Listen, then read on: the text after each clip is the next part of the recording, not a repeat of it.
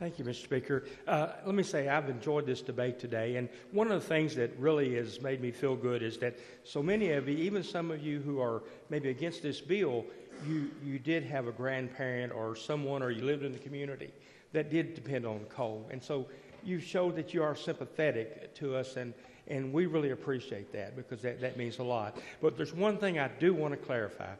I am not against nuclear energy.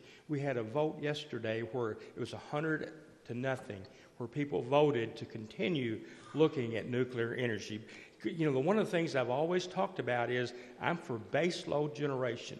Base load generation just simply means that we have a fuel source that has a source on site, whether it be a coal stockpile, and it runs 85-90% efficiency. Nuclear power is that way. Nuclear power is baseload generation.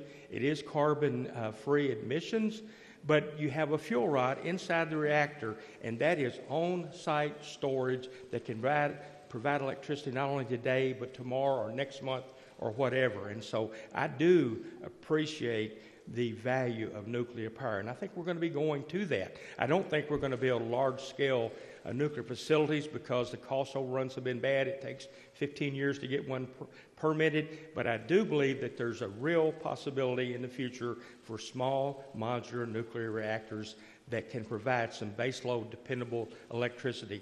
What we are concerned about is switching from sources that don't have a fuel source on site, sources that aren't 85% efficient, but they're 18 or 15 or 20%, as wind and solar. You know, they're just intermittent sources, and we believe that we cannot replace the baseload generation with those inefficient fuel sources. We have never had blackouts and brownouts before, but they were predicted. And now they're predicting, even this summer, MISO is saying that they may have 1,300, megawatts of shortage of power this summer in the really hot months. So what we're trying to do here with this bill is just to make sure that we're protecting the reliability so that when you flip that light switch on, the power comes on. Mr. Speaker, I move passage of Senate Bill 4.